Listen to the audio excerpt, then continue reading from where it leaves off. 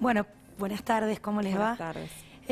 Primero sabemos poco y nada, y esa fue mi pregunta a la Secretaría General, que es de quien depende principalmente toda la administración de la Presidencia y también Casa Militar en todas las cuestiones logísticas y que hacen al ámbito de convivencia de la pareja presidencial. Pero en este caso, a mí lo que me llamó la atención fue que cuando interpelamos sobre la cantidad de gente que venía a visitarla a Yáñez durante la ASPO el año pasado en la pandemia, Cafiero dijo que eran empleados. Exacto. Y lo primero que tenemos que saber es que la primera dama no es una figura constitucional, no hay ninguna ley que determine esa figura institucional y tampoco es empleada de la administración pública. Por lo tanto, ¿qué tipo de empleados y quiénes lo pagan?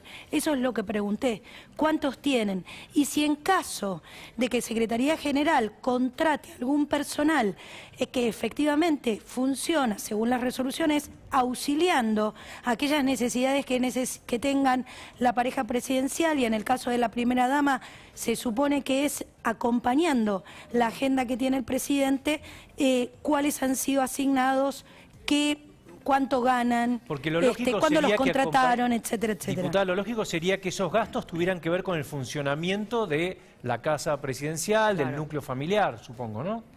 Sí, y también, a ver, lo que me empezó a suceder, principalmente por la falta de respuesta de parte de la Secretaría General, es empezar a preguntarme cuánto nos sale tener una primera dama, cuánto todos los contribuyentes pagamos para que exista una primera dama, en donde nosotros veíamos, por ejemplo, que 22 veces fue el peluquero en la ASPO a atenderla.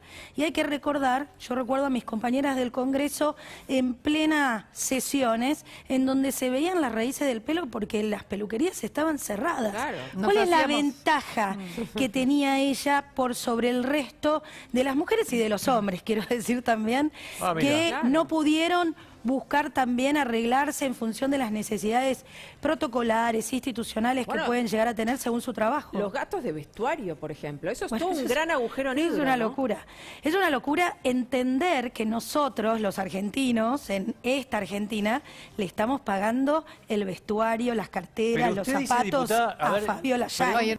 Bueno, Bueno, es un tema grave. Exacto, es común a todo el gobierno, obviamente año electoral esto se agravó, pero el gobierno desde que asumió el jefe de gabinete, Santiago Cafiero, venían poniendo escollos a la designación también del director de la Agencia de Acceso a la Información Pública. ¿No es así, diputada?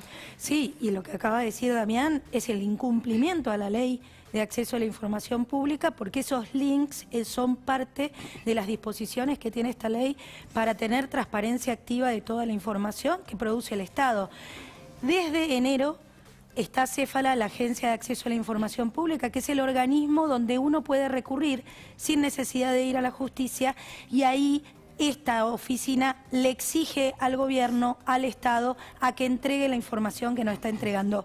Está acéfala, el jefe de gabinete anterior, Cafiero, se tomó 9 meses para poder nombrarlo, fuimos y vinimos con unas audiencias públicas que no lo fueron, tuvimos que solicitar la nulidad, y yo la verdad estoy muy desesperanzada que el jefe de gabinete Mansur avance con esto, principalmente porque siendo gobernador no ha adherido a la ley de acceso a la información pública y no hay acceso a la información en Tucumán desde nunca. Bueno, quiero saber qué le contestaron exactamente a la diputada cuando mandó el pedido de informe. ¿Cuándo fue exactamente lo del pedido de informe por Fabiola? El 5 de agosto ellos tienen un plazo de 15 días hábiles, renovables 15 días más.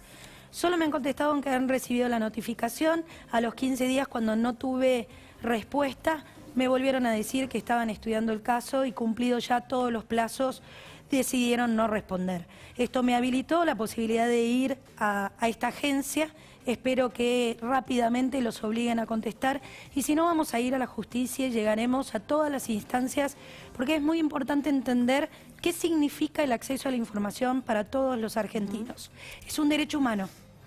Nosotros tenemos el derecho de saber qué es lo que se hace con la plata de nuestros impuestos. Y hoy por hoy, tener una persona que no es funcionaria, que no tiene ninguna responsabilidad, que no tiene ningún deber, y nosotros le estamos pagando, como veía en otras informaciones que hacían los periodistas acerca de la lista de supermercados, cuál es el presupuesto que tiene Olivos sobre el supermercado. Y me gustaría saber, así como en otros países todos saben, qué sé yo, sabemos en Estados Unidos cómo se distribuye el sistema de alimentación de la familia presidencial.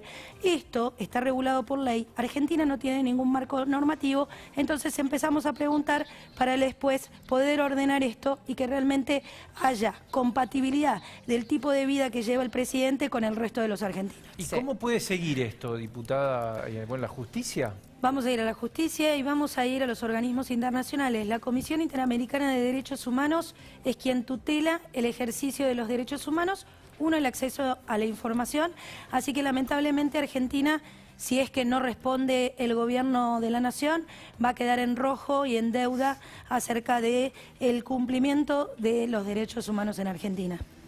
Gracias, diputada, muy amable.